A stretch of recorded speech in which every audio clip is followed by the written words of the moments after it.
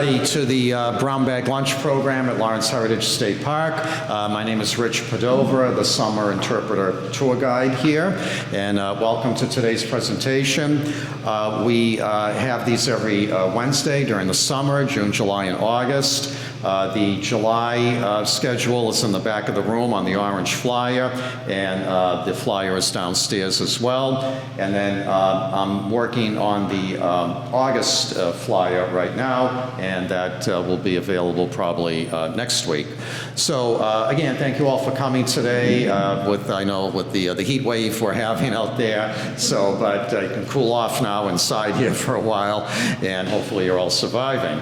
So today we have one of the friends of the park and a historian, Tom Spitaleri, who will be discussing the life of Hannah Duston. Some of you may know a little bit about her already, but Tom will be giving us a full presentation about Hannah Duston. And as always, feel free to help yourself to the refreshments there on the side table. And again, thank you all for coming today. We all look forward to the presentation. And if I can answer any questions about the park before you leave today, obviously, of course, just let me know. All right? So, Tom. Thank you, Rich. Yeah, you're welcome. And yes, get the refreshments. The salad, Rich did a great job on the salad and the brownies. So, Hannah Duston is a very interesting character. Well, that's actually working. Okay. But before we get into Hannah Duston, I want to explain what was going on at the time. We're not going to spend a whole lot of time because the key is Hannah Duston, but to understand some of the things that were going on in American history in 1689. So we had just, a few years prior to that, got over King Philip's War.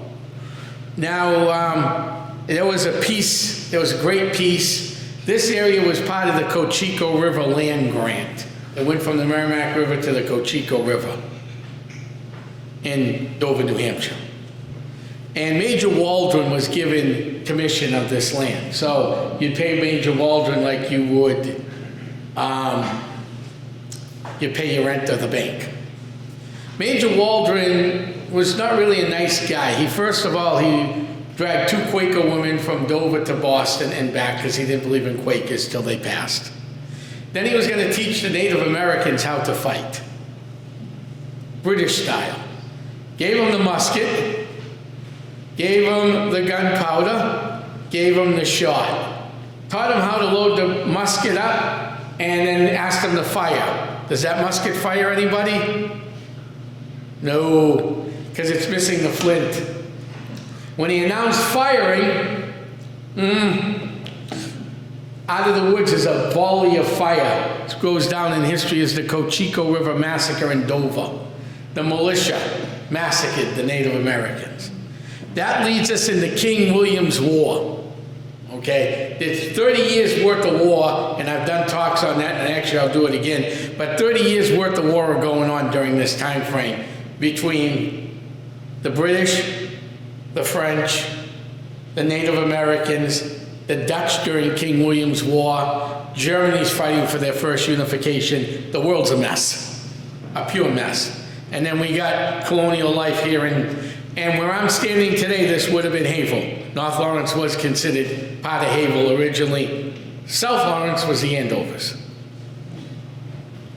So in 1689, King William's War, we entered the War of the League of Augsburg. Originally France led Indian attacks, ravaged the English settlements in New England and New York.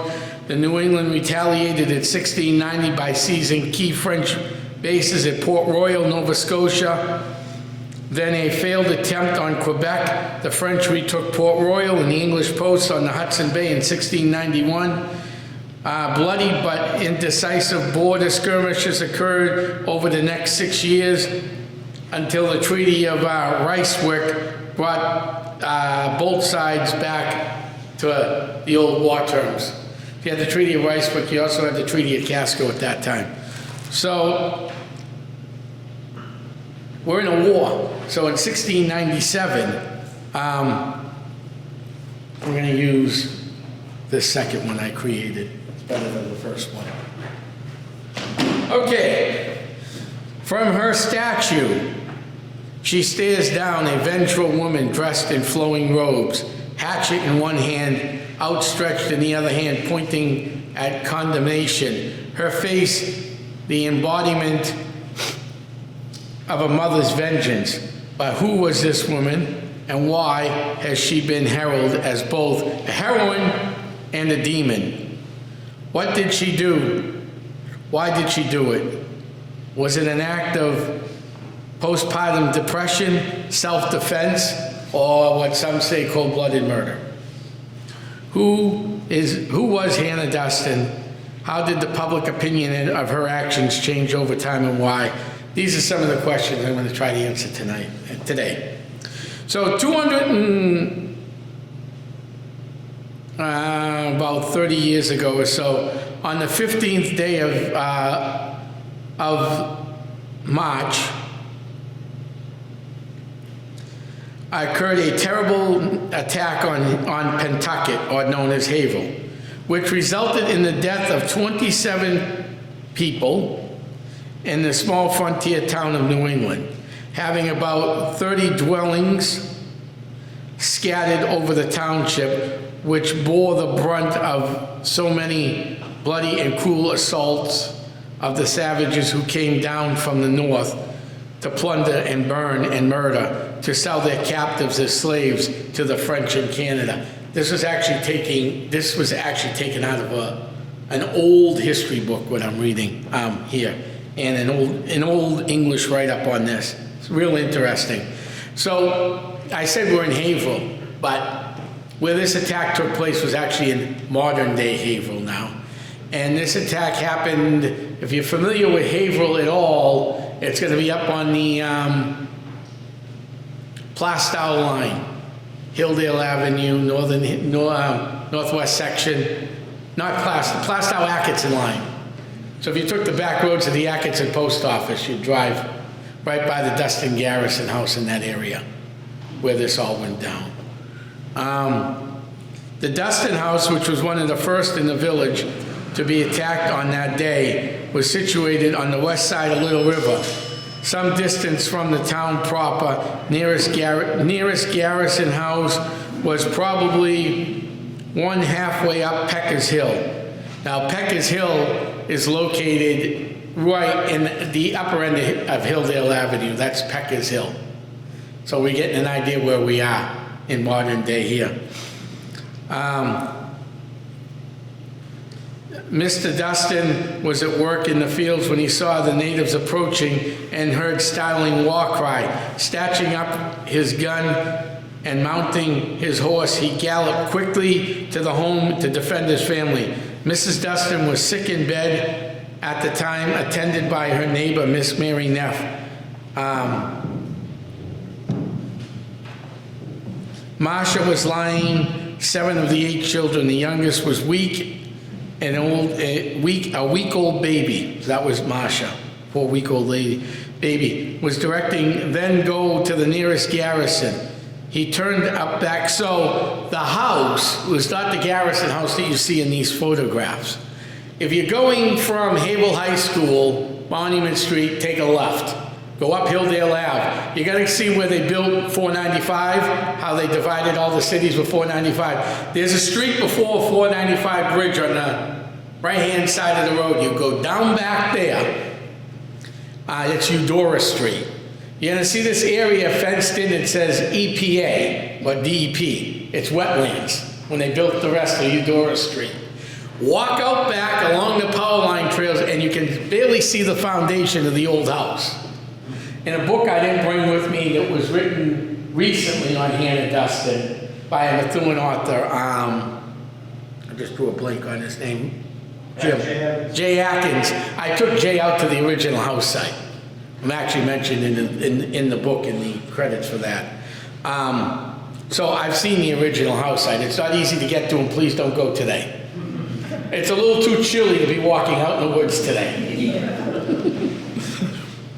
So she got the kids to the nearest garrison house, which was not the Duston Garrison house because that was built, that wasn't quite finished yet when this attack happened, but they get him to the garrison.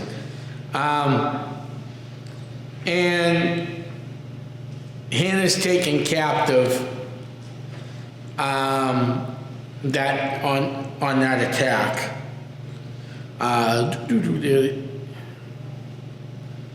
It was too late to save the wife. She had saved the kids, but not the wife. The natives had already upon them. Turning, he rode towards his children, keeping between them and the pursuing foe, until gradually they gained their way to the shelter. Meanwhile, the natives had plundered and fired on the house, and they never killed the baby. Originally thought the baby was killed at the house. The baby was killed, but not at the house.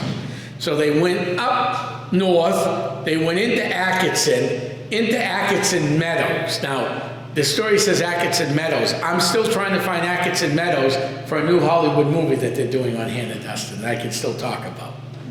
I've been asked to be one of the historians on that. We're still trying to find Atkinson Meadows. The baby was crying, and the natives knew that the militia was behind them. So they smashed the baby up against the tree and killed the baby.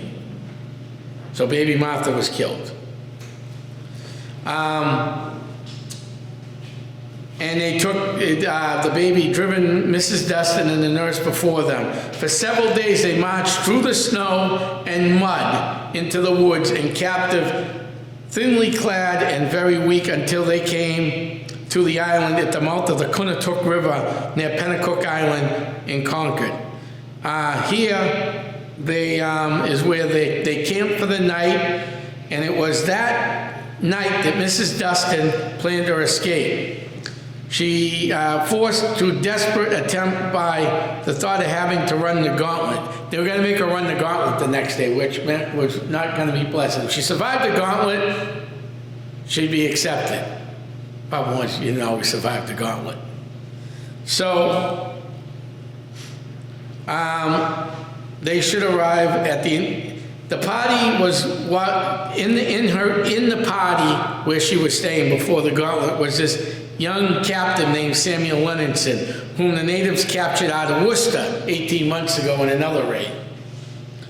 But he was trusted. To him, Mrs. Duston confided her plan through him, found out how to kill instantly and to scalp. That night, when they were all asleep, the two women and the boy killed all the natives except for one boy, and then wiped out the canoes except for one, and started their perilous trip down the mighty Merrimack River towards home. Now, my friend Jay Atkins did this trip in March 3 different years in a row, 3 different weather conditions. Now, you gotta remember what women wore back then.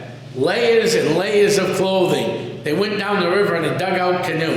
Most likely when they went down the river, they went down the side of the river holding on to trees, because that river runs in March. Have you ever seen the river up north run?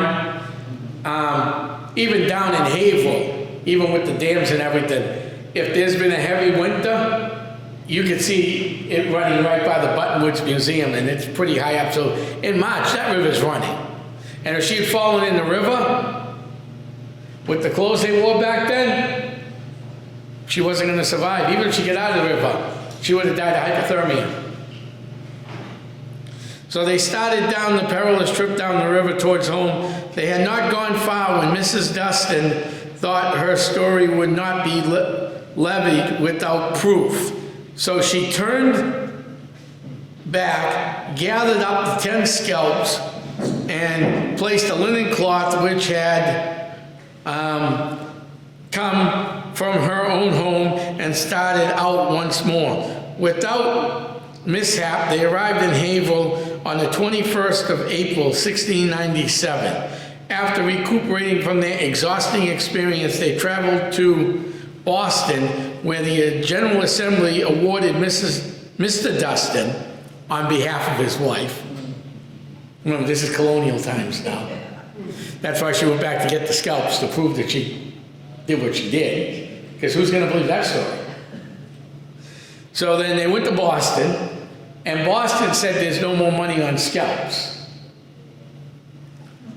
Enter the high-powered Cotton Mather, who was the high religious order of the time in the colony of Massachusetts Bay. He went to his friend Judge Sewell and asked Judge Sewell to release the money for the scalps. So Judge Sewell did. They did get the scalp money. Awarded Mr. Duston on behalf of his wife 25 pounds, to Mary Neff 12 pounds 10 shillings, and to Samuel Lennon.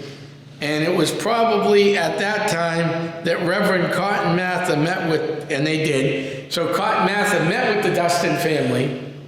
Now they weren't members of the church at the time, okay? I didn't bring any maps with me because it was way too hot to get in there.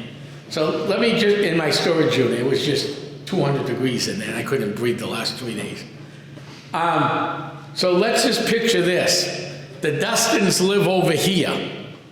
Okay, they live at the gym. We'll say the gym on the other end of the street over here. The church is Jackson's Lumber, we'll say. Totally other side of the city. Not an easy walk. It's a 15-minute car ride now from where the church is in Haverhill was to the Garrison House or Eudora Street. Imagine what it was by walking. So they both signed their confession of faith to the church, Thomas and Hannah. And if you want to see any of those are at the Buttonwoods Museum. We actually have the originals out on display. All right. And it was probably at this time Reverend, which he did, and it appears in the Maglia Christi of America, first published in England in 1702, 5 years after the exploits. So he had this published. He also went around New England in his ministries talking about the heroism of Hannah Duston. Now there's this book that I own, again, to get to it was, it was called Indian Attacks in New England. It's about this thick, about yay big. Jim, you ever seen that book? It's out of print. You can buy a new copy of the book now. I was very excited. I plan on buying a new copy because I have an original copy of that. It's just very rare and expensive to bring out.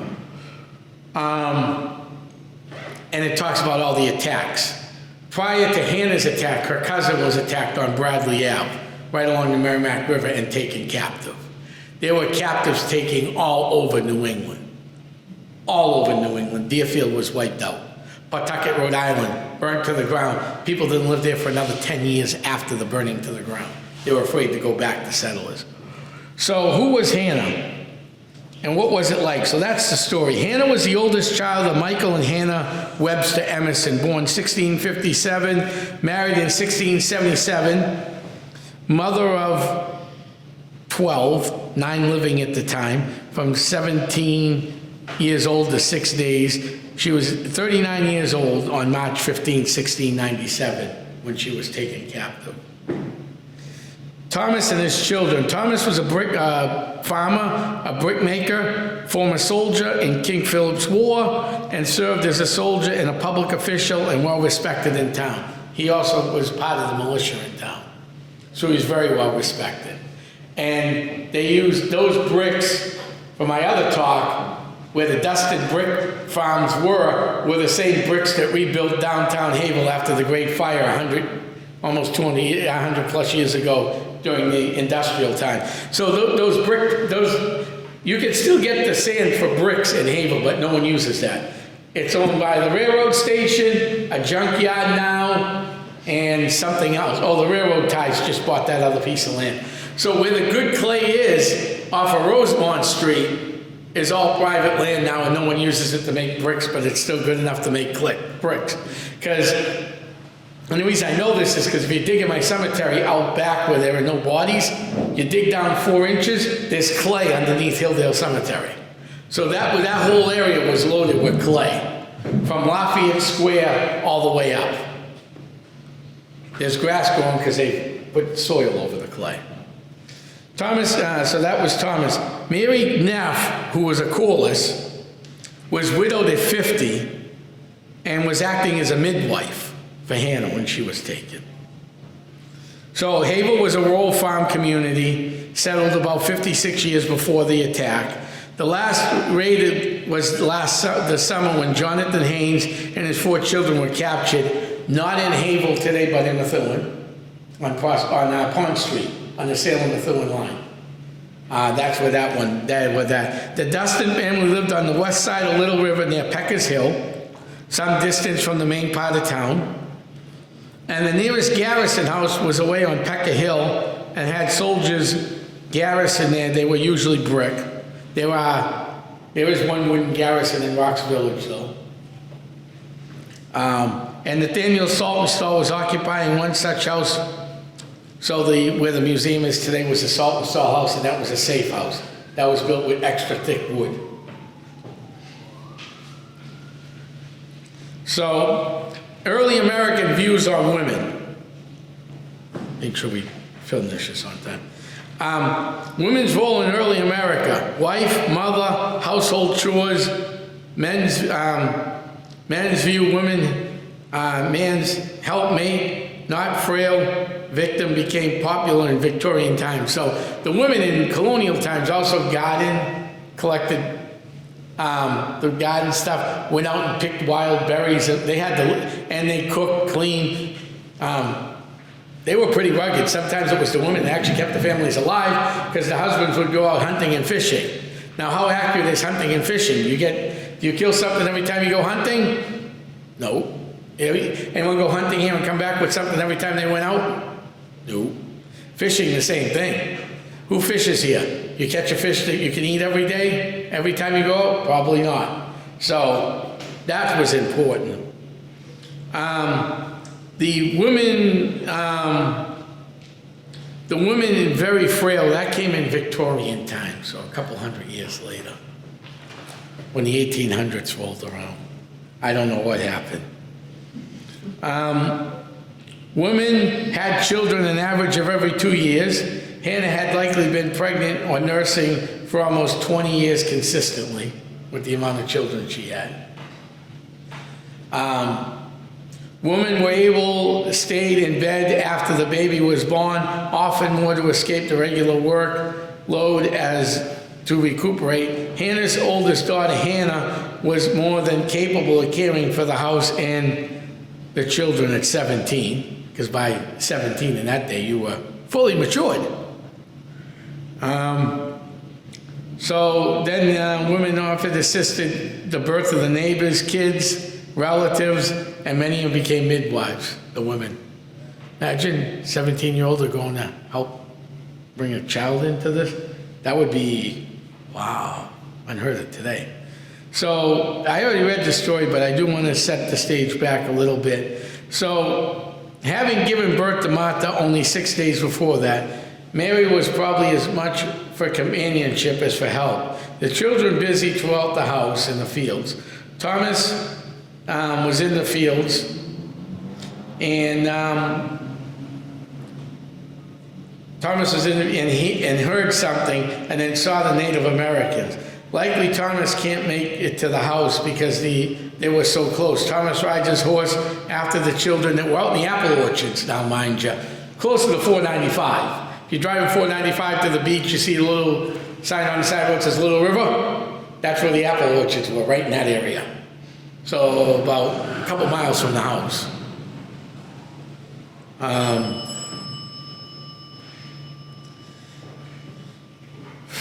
Okay, so he had to make a choice of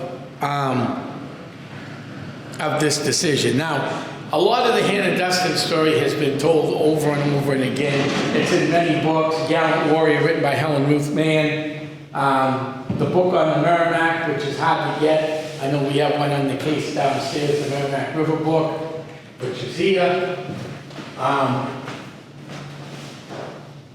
You've seen this one, Jim, right? Yeah. And a few others.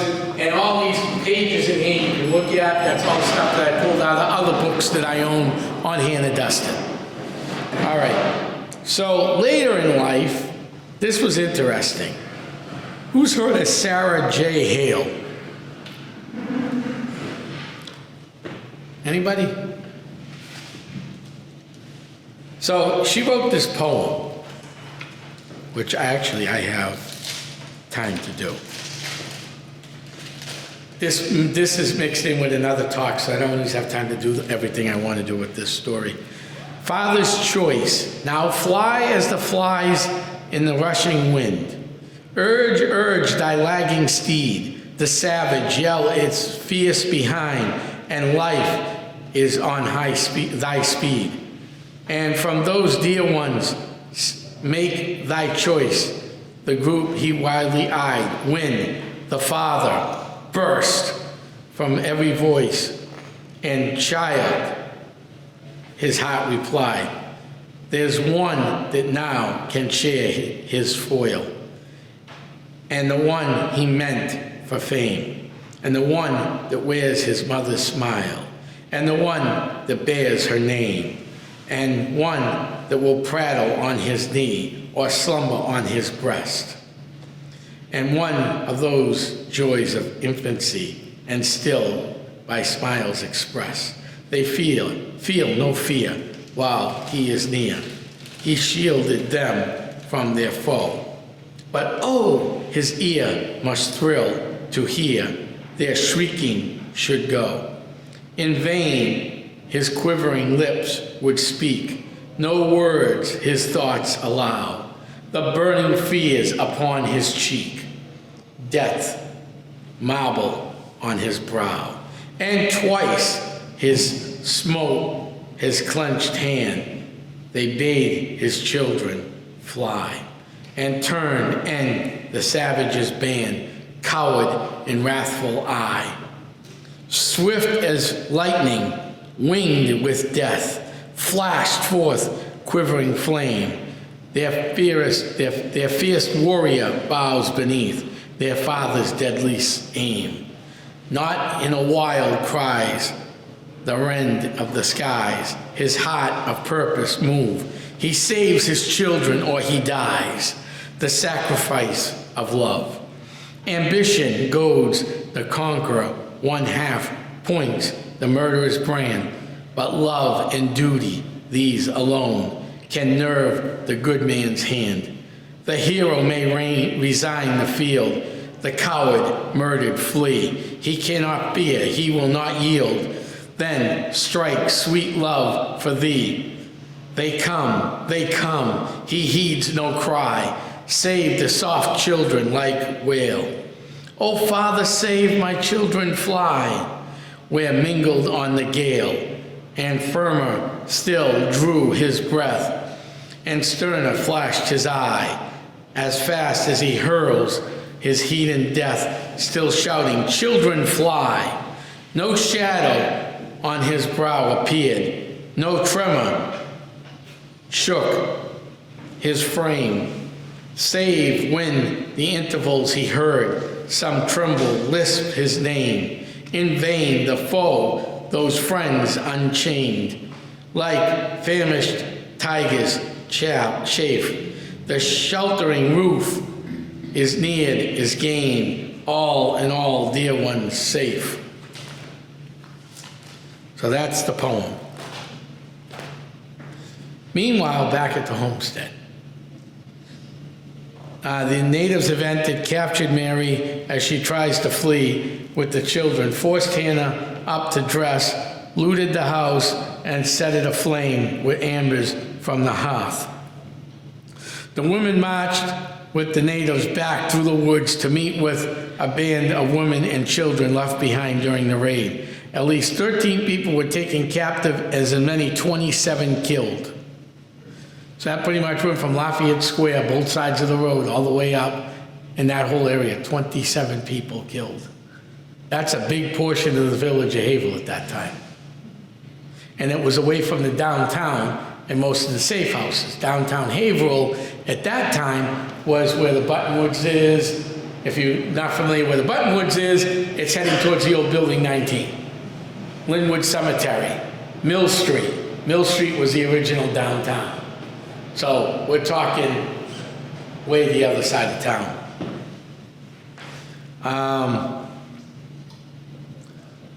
So march north at a brisk pace. Hannah's story goes that the ear had gone many steps and they dashed the brains of the infant out against the tree.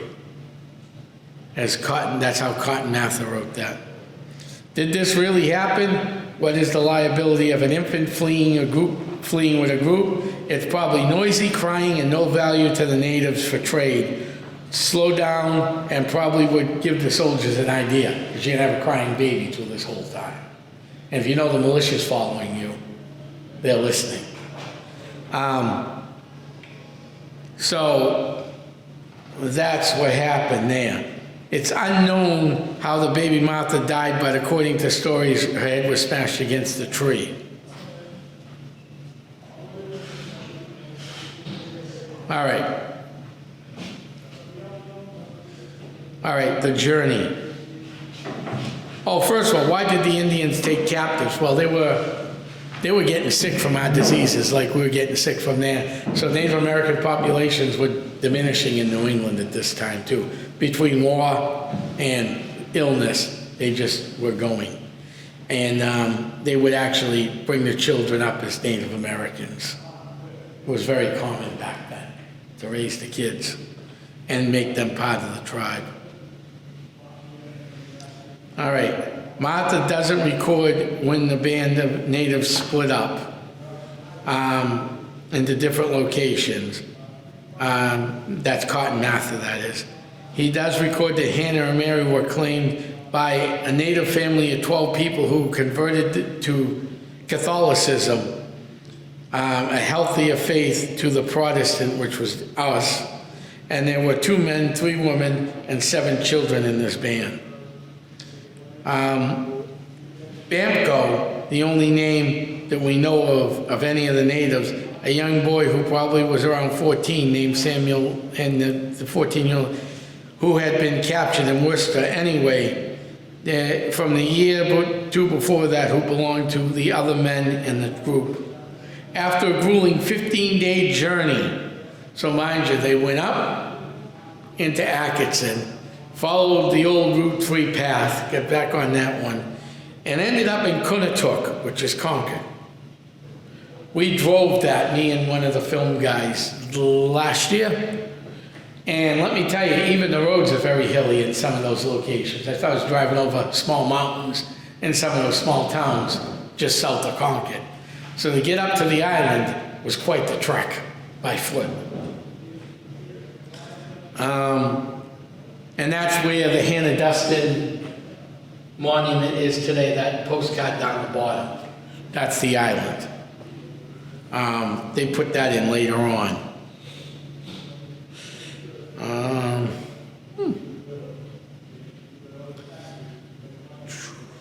At some point, the women then were taken north and made to run the gauntlet, but Hannah never made the gauntlet.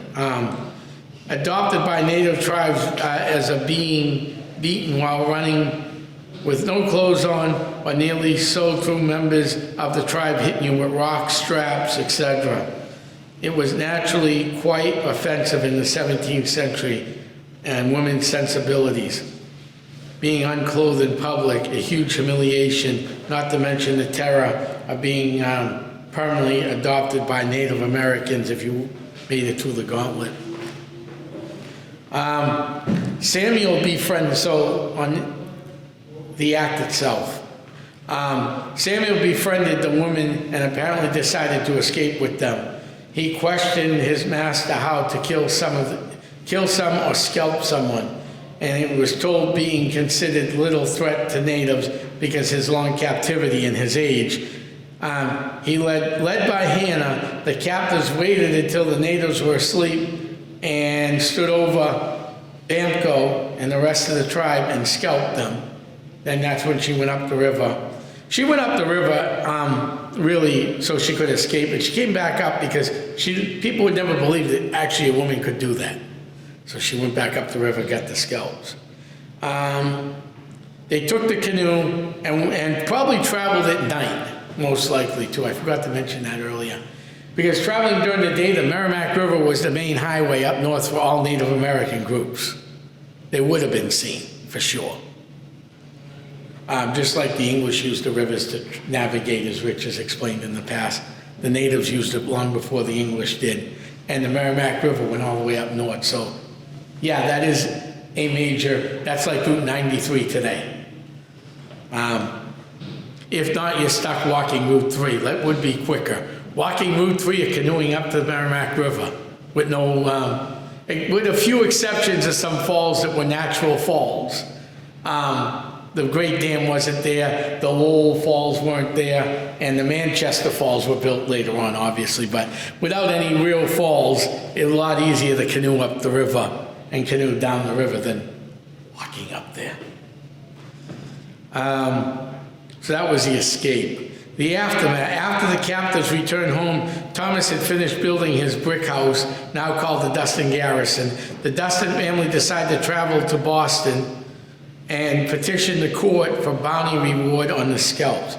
Despite the fact that, like I said earlier, there was nothing there, the courts awarded Thomas 25 pounds, Sam and Mary both 12 and 10 pounds.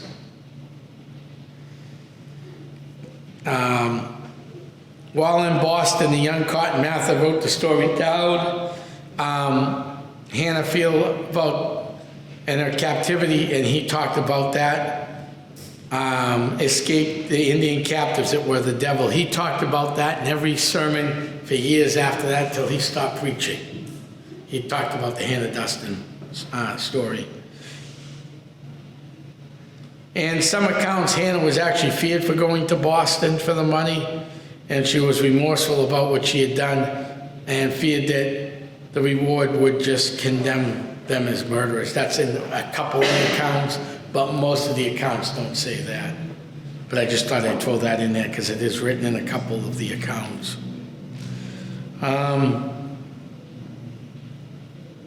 But I do want to mention this quickly.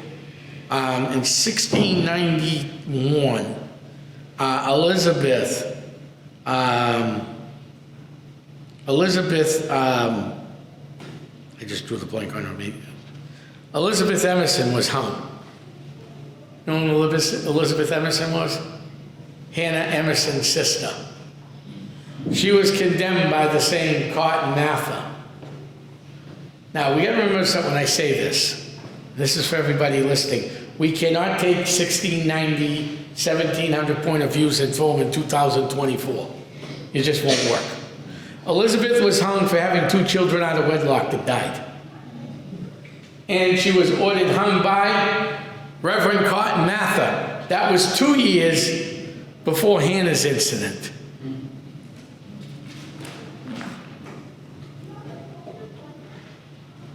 So Hannah returned home to have one more child, Lydia. She lived another 40 years. She outlived her husband by 4 years. She was sent gifts from throughout the colonies of New England and beyond. And Hannah's family joined the church in 1724. And she lived till about 82, 83 years old, depending on what death record you want to look at. So she lived a while.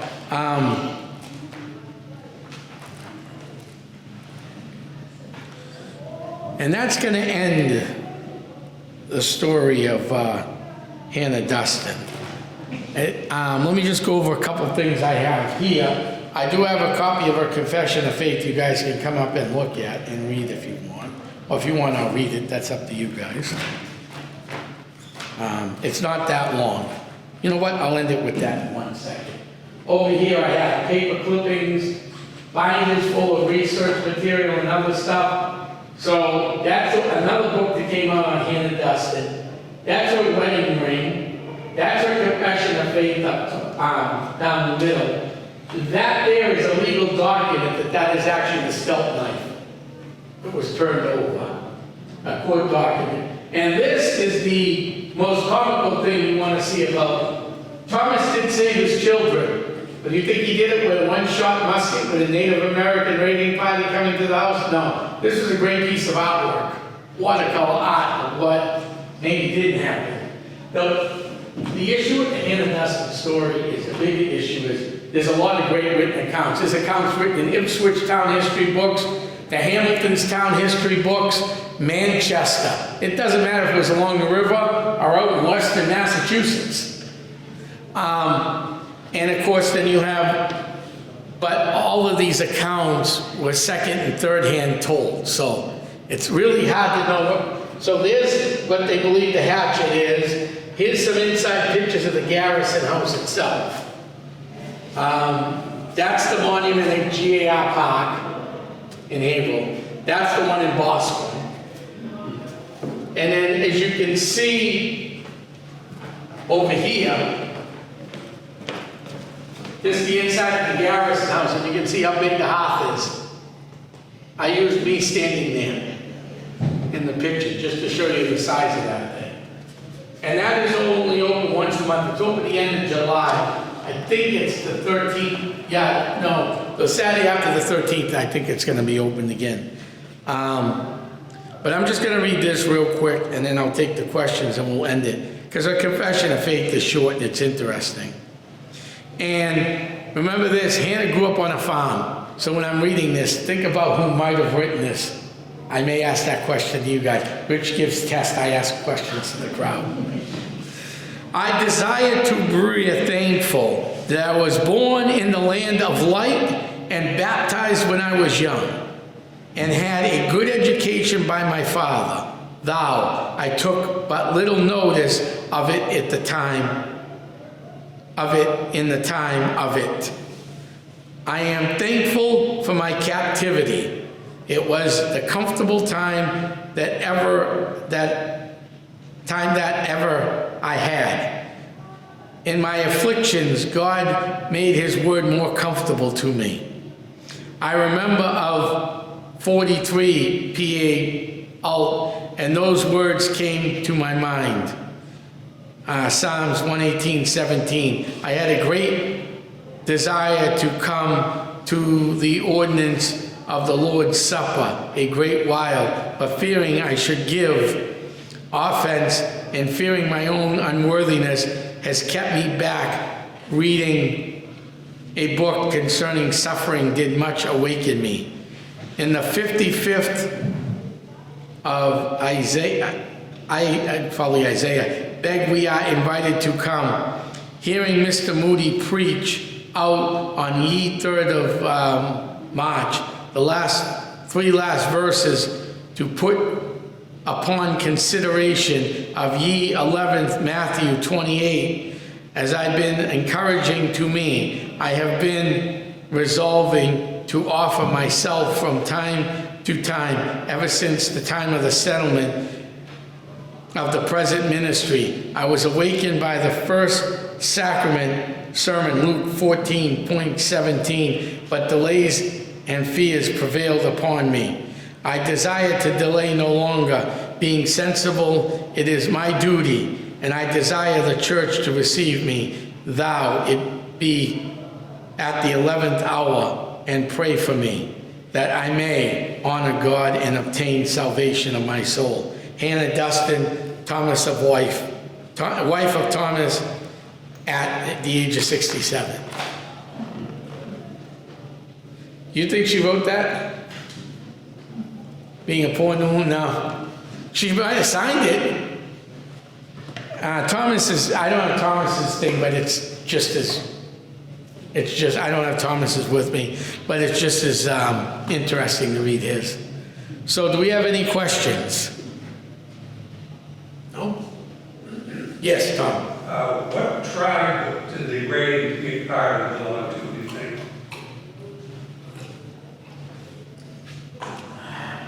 The only tribe in this area were the Abenakis. So, I mean, there were other tribes that traveled through this area, but everything I ever read always said it was the Abenaki tribe that hit them. There is one story that I heard, and I'm not going to mention names, but NPR News was interviewing this couple. And they said it was another tribe from Western Mass, New York area. that came to Havel to attack Hannah. And the reason for that attack was supposedly Hannah Duston had a Native American slave. Well, I've done my due diligence. I have a friend of mine who has ties to, because her maiden name is Lord, the big New England family, and she's got family still in the House of Lords in England today, relatives. Got ties to the books of England to do genealogy. She's licensed by England to open up their books. You'd pay her to do this type of genealogy if you want to go that far back. Now, if you had slaves any time in colonial American history, guess who would want a tax for that? Anybody guessing? Oh, the king. So you would pay taxes on it. There are no Native American slaves tied to Hannah Duston. But about 2 to 3 miles up the road, and I don't know where this is, I found a very obsolete write-up in a family book. There's another garrison house on the Atkinson line. It might even be in Atkinson. I'm not sure. Chase's history and all the history books vaguely touch on this. It was the Bradley Garrison House. And Hannah Bradley, who was a cousin of Hannah Duston, Hannah Bradley did have an Abenaki slave child. There is proof of that. It's written in the family genealogies of that family, and I've seen it on the English books. So I'm wondering if, when they're looking at the history, they're getting the families mixed up. Hannah, not too far from one another. And there is, to believe, another garrison not too far from the Duston garrison. I have seen the foundation of this old building and can't find it on any maps in Haverhill. It's in somebody's private backyard. So, any other questions? Did your hand go up, ma'am? No? Yes? So how many people, how many Native Americans did she supposedly kill? And did she do it alone or with this major guy? Samuel Leonardson was not a major, he was just a child that was taken out of Worcester. So it was Samuel Leonardson, Mary Neff, and her. So the three of them? The three of them, correct. Okay. That's why the three of them were paid. And they overpowered how many Native Americans? They believe it might have been 10 to 12. It's just really unbelievable, actually. But they did this at night. Okay. So some of them were probably, let's all face it, it's nighttime. You know, we don't think about this today because we have electricity. Yeah. But we live in colonial times. Right now at 6 o'clock at night, you'd still be outside. In November or December, what are you doing at 6 o'clock at night in colonial times? Probably reading the Bible under candlelight or getting ready for bed. Because guess what you don't have in your house? Electricity. And the Native Americans lived off the land, so there definitely would have been no electricity. So you don't know what time they fell asleep at either. We don't know. But we do know from reading colonial books that the kids went to bed early in the wintertime and woke up early. Hence it got dark early. Nothing to do. You fall asleep and you wake up when the light comes out. So you can work during the day.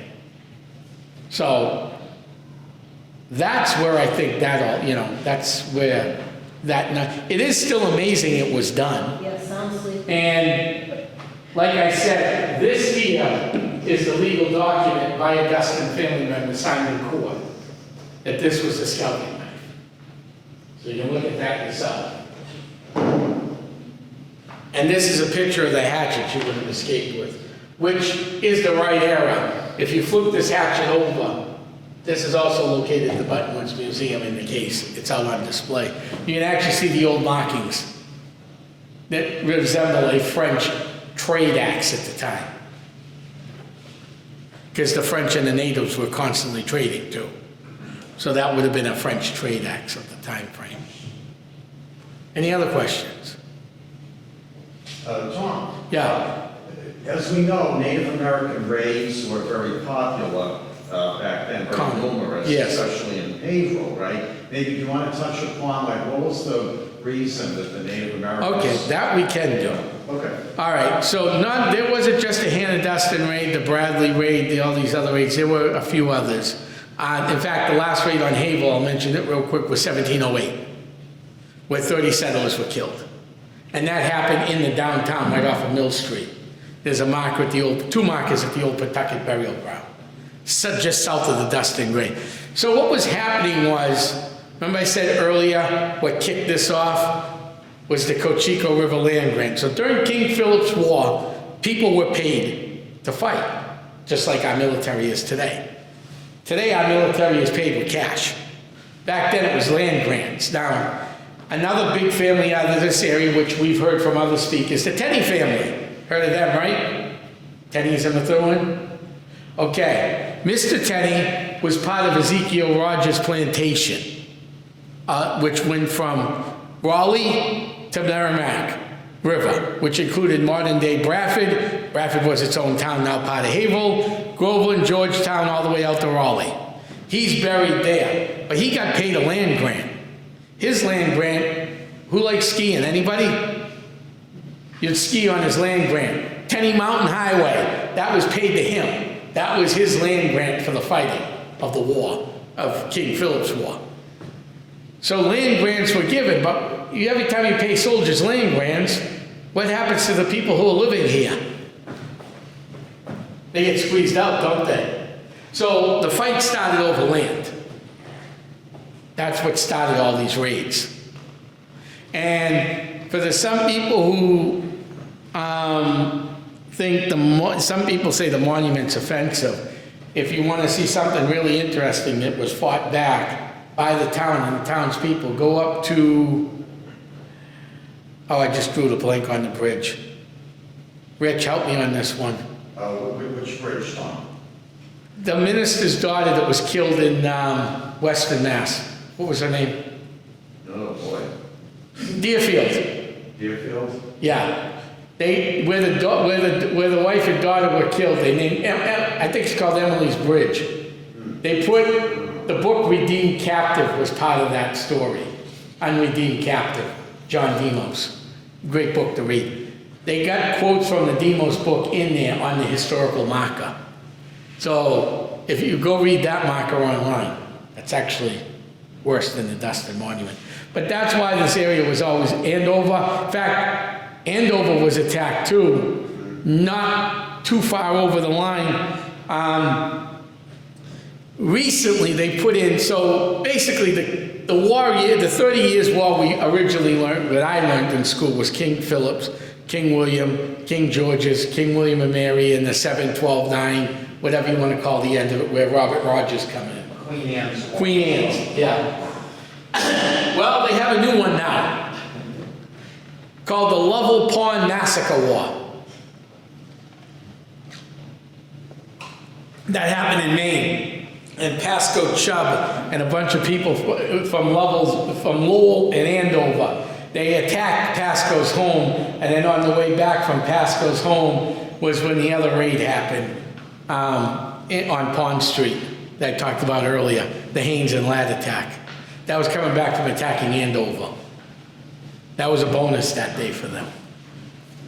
But that's why land was being swallowed up by English, French, Dutch, the Spaniards down south and towards California and New Mexico and that area. And of course, we all know Florida was settled by who? Oh, the Spaniards.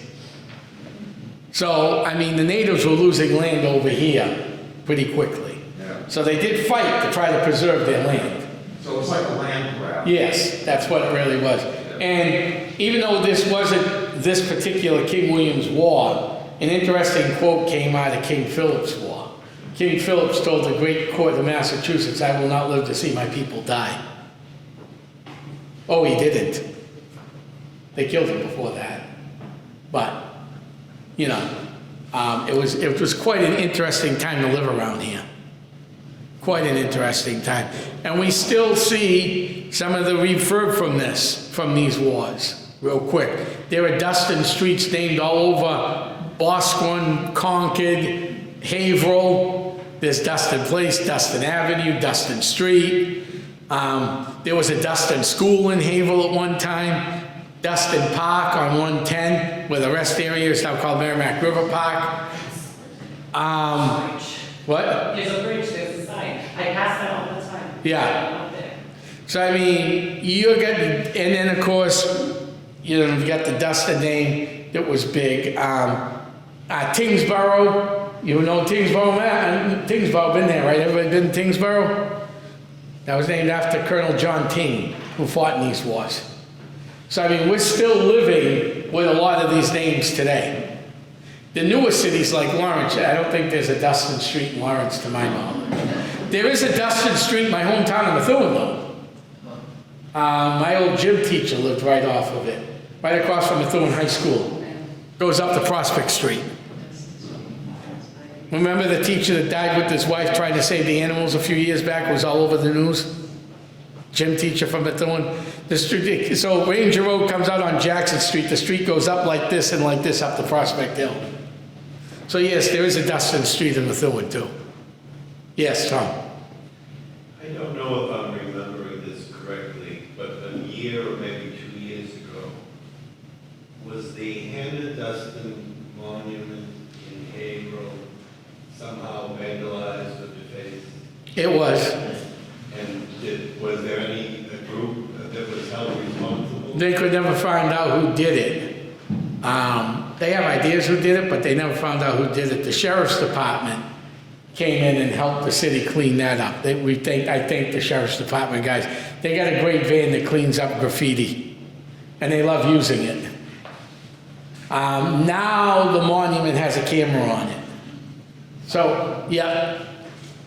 And if you go there looking for it, you're not going to see it. One of the businesses put a very high specialized camera in their office overlooking the park and the monument. So they donated that to the police department.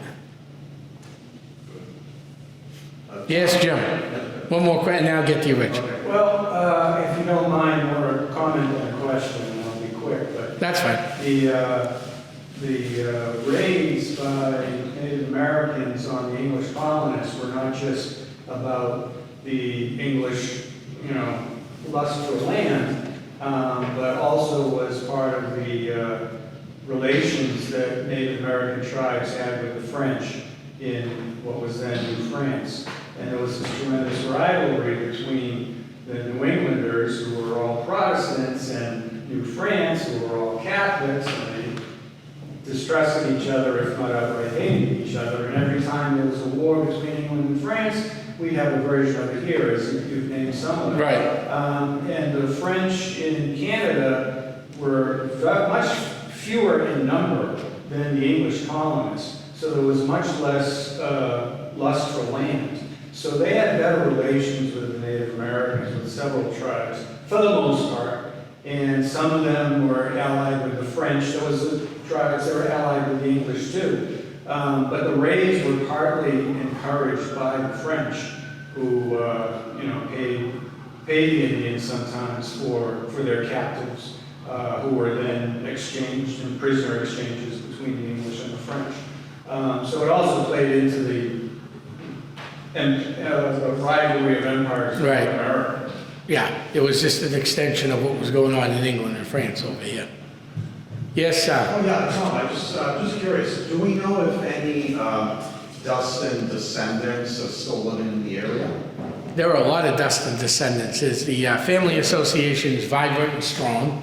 They meet once a year. Yeah. I'm on that board of directors. I'm an honorary member to the, I'm on the history section of their board. They meet every year annually, and then we meet once every few months, still doing Zoom because they're all across the country. The Garrison House Association, I'm also affiliated with that. They meet once a month, and there's at least 3 or 4, 6, 7. There's 7 on both boards that live locally. And then we got people living in Maine, New Hampshire, Pennsylvania, one down in Texas, and one in Oklahoma or New Mexico. I forgot where the other guy lives, but yeah, there's still, and they come to Haverhill once a year. They have the annual meeting. Anywhere from 15 to 100 people show up.